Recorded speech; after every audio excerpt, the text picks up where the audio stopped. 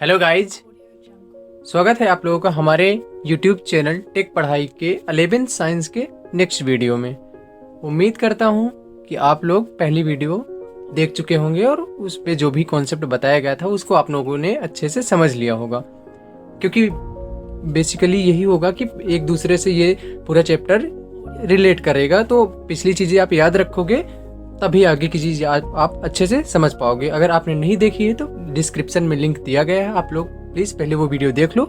उसके बाद हम लोग आज अगला जो स्टार्ट करने वाले हैं topic, how to find error in a particular analysis. ठीक है, किसी भी वो भी कैसे फाइंड करेंगे आज हम लोग जो देखेंगे मेथड, मैथमेटिकली कैसे फाइंड करेंगे एरर, वो हम लोग आज देखने वाले हैं। किसी भी एनालिसिस के लिए एरर कैसे फाइंड करेंगे।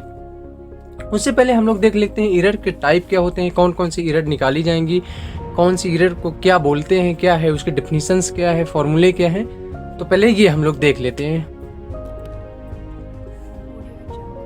Finding an absolute error. Absolute error कैसे फाइंड करते हैं। ठीक है, एब्सोल्यूट एरर फाइंड करने का कुछ फॉर्मूला होगा मान लिया हमने, लेकिन एब्सोल्यूट एरर होती क्या है। Absolute error is the difference between the measured value and the actual value. समझ आया होगा शायद आपको। जो हम लोग मेजर कर रहे हैं, मान लो कोई स्टिक है, उसकी मैंने लेंथ मेजर की, तो वो जो मेजर किया मैंने वो हो गई मेजर्ड वैल्यू। जो हमें प्री डिफाइन बताया गया था, पहले से जो बताई गई थी कि इतने की है ये वैल्यू, एक्चुअल वैल्यू उसकी जो स्टैंडर्ड बताया गया है, उससे और जो हमने मेजर किया उन दोनों में जो डिफरेंस आएगा उसका मतलब पॉजिटिव डिफरेंस। ऐसा नहीं है मॉडुलस, इसीलिए देखो आप फॉर्मूले में ई एब्सोल्यूट इक्वल टू मॉड लगा हुआ है कि जो ये डिफरेंस आएगा उसका पॉजिटिव मतलब चेंज किया है हमसे, हमारा ओवरऑल मतलब ये है कि उस पर चेंज किया हुआ। एक्सेप्टेड और मेजर्ड, एक्चुअल वैल्यू और मेजर्ड वैल्यू के बीच में डिफरेंस क्या है, हमारा मेन मोटो यही है कि दोनों में जो डिफरेंस आ रहा है। For example, if you know the length is 3.55, ठीक है, प्लस 0.05 m, ये अगर ऐसा कुछ मेजरमेंट दिया गया है, किसी की लेंथ अगर किसी भी चीज़ की दी गई है 3.535 मीटर प्लस 0.004 मीटर, ये क्या है, then 0.004 metre is absolute error.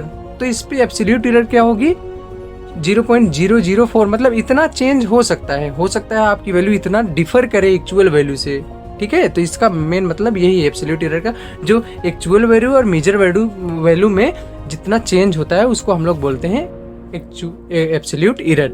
Absolute error is always positive, हमेशा पॉजिटिव होती है, जैसे कि आप देख पा रहे हो मॉड लगा हुआ है। तो एब्सोल्यूट एरर हम लोगों ने पढ़ लिया कि जो मेजर्ड वैल्यू और एक्चुअल वैल्यू के बीच में जो डिफरेंस होगा दोनों का, वही हमारा क्या होगा, एब्सोल्यूट एरर। और उसके लिए फॉर्मूला है measured minus accepted. Relative error क्या है, finding a relative error. Relative error is the ratio of absolute error of the measurement to the accepted measurement. अब देखो बात आ जाती है यहाँ पे रेशियो की। रिलेटिव एरर क्या है, रिलेटिव आप नाम से वर्ड से समझ पा रहे होगे, जैसे कि रिलेटिव कहीं ना कहीं किसी से रिलेट कर रहा है कुछ ऐसा। तो relative error is the ratio, मतलब ये रेशियो है एब्सोल्यूट, किसका रेशियो है, एब्सोल्यूट एरर और एक्सेप्टेड मेजर, मतलब ट्रू जो है ना वैल्यू, उस पे जो एक्सेप्टेड, हमारे पास जो एक्सेप्टेड मेजरमेंट है, एक्चुअल मेजरमेंट है, उसका और एब्सोल्यूट एरर का जो रेशियो है, absolute ratio of absolute error to the accepted measurement और actual measurement is known as relative error. फिर से बोल रहा हूं मैं, it is the ratio of absolute error to the actual और accepted measurement. It is considered to be measure of accuracy. ये क्या है, ये बताता है कि मेजर ऑफ एक्यूरेसी क्या है। अब देखो ये टर्म एक्यूरेसी और प्रिसीजन थोड़ी देर में अभी हम डिस्कस करने वाले हैं, तो आपको अच्छे से समझ में आ जाएगा। बट अभी आप ये याद रखना है, रिलेटिव एरर जो होती है, it is considered to be a measure of accuracy, इसको मेजर ऑफ एक्यूरेसी कंसीडर किया जाता है। फॉर्मूला क्या है ई रिलेटिव का जैसा कि डेफिनेशन आप समझ पा रहे हो, ई एब्सोल्यूट मतलब कि ratio of absolute error to the actual और एक्सेप्टेड मेजरमेंट। तो वही फॉर्मूला हो जाएगा E absolute upon x accepted, जो भी वैल्यू है उसकी एक्सेप्टेड या मेजर्ड जो एक्चुअल वैल्यू है वो हो जाएगा। उसके बाद परसेंटेज एरर कैसे फाइंड करते हैं। परसेंटेज एरर है क्या, तो बेसिकली ये जो परसेंटेज एरर होती है, ये रिलेटिव एरर में अगर आप 100% से मल्टीप्लाई कर दे रहे हो, तो मैं जनरल वे में बात कर रहा हूँ, मैथमेटिकली डिफरेंस क्या होता है, तो आप उससे मल्टीप्लाई कर दोगे तो आपको मिल जाएगा। लेकिन परसेंटेज एरर है क्या, पर ये एरर इन मेजरमेंट में also be express as percentage of error. मान लो कहीं आपको कोई मेजरमेंट में जो परसेंट एरर दिया है वो परसेंट के फॉर्म में दिया है, तो आप उसकी एरर कैसे फाइंड करोगे, या जो भी डेटा आपसे पूछा गया है वो कैसे फाइंड करोगे। तो इसके लिए हमें इसकी जानकारी भी होना जरूरी है। तो आप देख सकते error is the measurement also, अगर दिया है मान लो ऐसा, तो the percent of error is found by multiplying, तो जो भी उसकी रिलेटिव एरर है उस पर आप 100% से मल्टीप्लाई करके और परसेंटेज एरर आप निकाल सकते हो। तो बेसिकली क्या है, अगर आप एब्सोल्यूट एरर आपको आती है तो आप परसेंटेज एरर 100% से मल्टीप्लाई करके, अब परसेंट ऐसा नहीं है परसेंट आप लगा दो जो है, तो इससे ई एब्सोल्यूट अपन इसको आप ऐसे बोल सकते, percentage error is equal to E absolute into 100। Directly absolute जो रिलेटिव एरर है उस पर आप 100 से मल्टीप्लाई करा दोगे तो आपको परसेंटेज एरर मिल जाएगी। प्रिसीजन वर्सेज एक्यूरेसी, अभी जैसे हमने बात किया था ये it is considered to be measure of accuracy. कौन सा, किसको कंसीडर करते हैं measure of accuracy? Relative error को। मैंने बोला था कि आगे हम लोग देखेंगे। तो दो टर्म आते हैं बेसिकली, एग्जाम में भी बहुत बार पूछा जाता है हमेशा, what do you mean by precision accuracy, viva में भी पूछा जाता है, प्रैक्टिकल्स टाइम भी पूछता है, एक्सटर्नल भी पूछता है। तो ये टर्म बहुत को रिलेट करते हैं एक दूसरे से और थोड़ा माइन्यूट सा डिफरेंस है, तो आप इसको समझ लेते हैं। Precision is description of random error. Precision क्या है? रैंडम एरर का डिस्क्रिप्शन है। अब वो क्या है? अ measure of statistical variability. Variability से आप समझ पा रहे हो कितना वो वेरी कर रहा है, मतलब चेंज कैसे हो रहा है, वो किस वे में कितना चेंज हो रहा है, उसको आप बोल रहे हो क्या? प्रिसीजन। प्रिसीजन क्या है?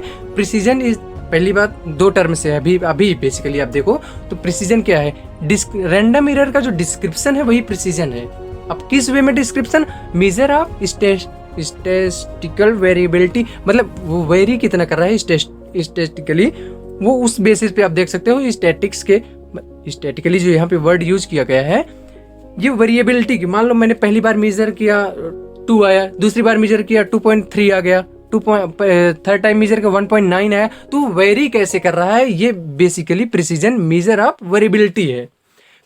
Precision is the degree to which several measurement provide answer very close to each other. ये प्रिसीजन जो होता है ये बताता है, ऐसा मेजरमेंट है जो ये प्रोवाइड करता है कि जो आपके जो आंसर्स आ रहे हैं, जो मेजरमेंट आ रहे हैं वो एक दूसरे से कितना क्लोज हैं। अब कैसे है, मैं अभी एक एग्जांपल लेके आपको समझाऊंगा। बेसिकली अभी आपको यही समझना है, ये पहले क्या डिसाइन इट मेजर, ये है जो रैंडम वेरिएबल का डिस्क्रिप्शन देता है, और क्या है? वेरिएबल, कितना वेरिएबल है उसका मेजरमेंट है प्रिसीजन।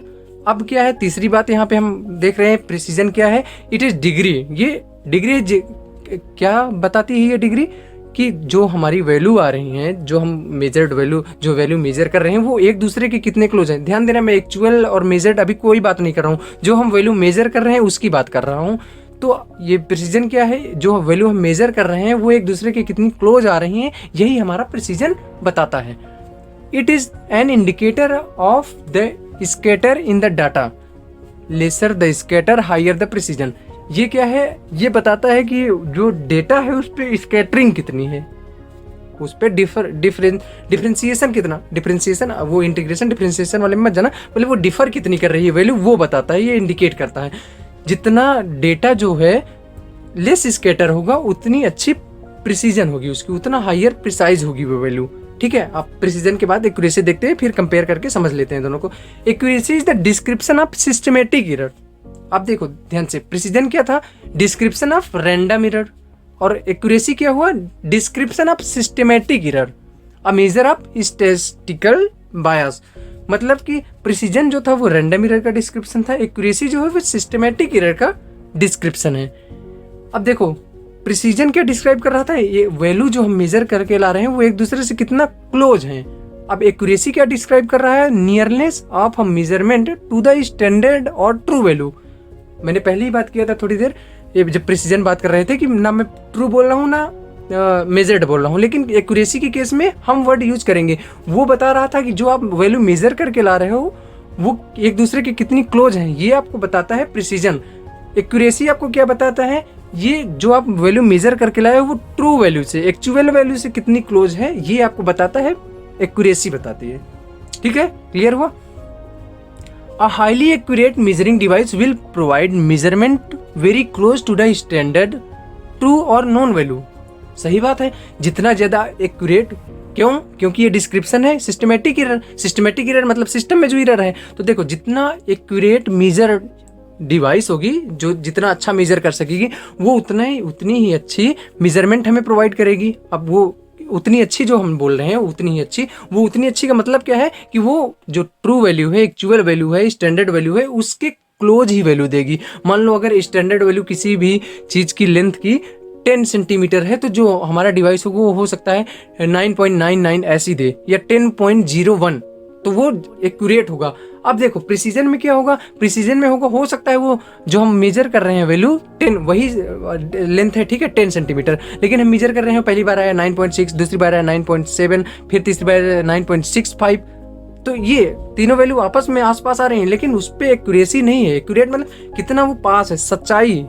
एक्यूरेसी मतलब आप ऐसे में सच्चाई नहीं बोल सकते, लेकिन एक एग्जैक्ट कितनी है, जो सच है, जो उसकी एक्चुअल वैल्यू है, ट्रू वैल्यू है, उससे कितना। और प्रिसीजन बोलता है मेजर्ड वैल्यू, जो आप मेजर कर रहे हो वो आसपास आ रही हैं, वो एक दूसरे के कितनी पास है, ये बताता है प्रिसीजन।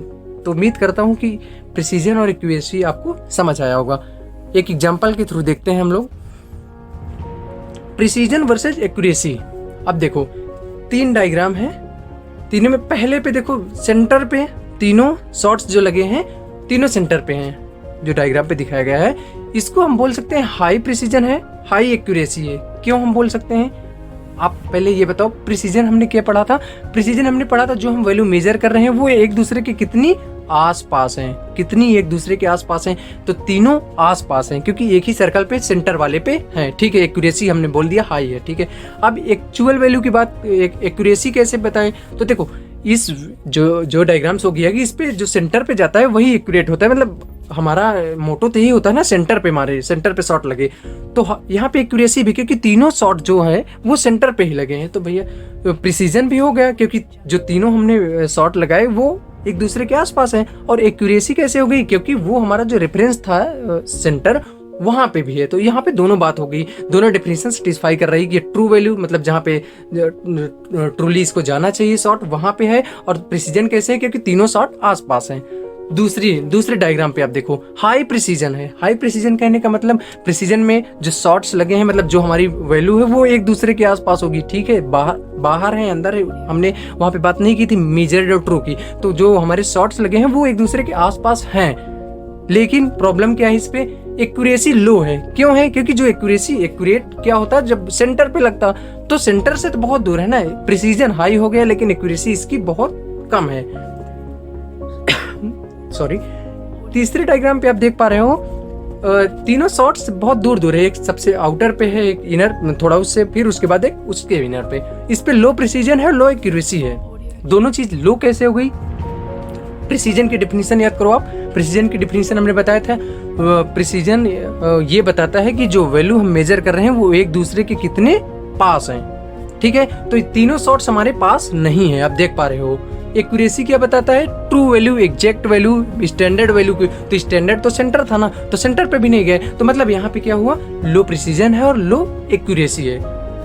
तो मैं उम्मीद करता हूँ कि आप लोगों को इतनी बातें समझ में आ गई होंगी, क्योंकि आप इसके बाद हमारे जो अगली वीडियो, अगला टॉपिक हम लोग देखने वाले हैं, उस पे हम लोग न्यूमेरिकल पोर्शन पे फोकस करेंगे कि न्यूमेरिकल कैसे सॉल्व करें। तो आप लोग ये, और अगर आपने इससे पहले वाली वीडियो नहीं देखी तो वो वीडियो प्लीज़ आप देख लीजिए, ताकि आपको अगली वीडियो और अगला जो कॉन्सेप्ट है वो आपको अच्छे से समझ में आए। Thank you.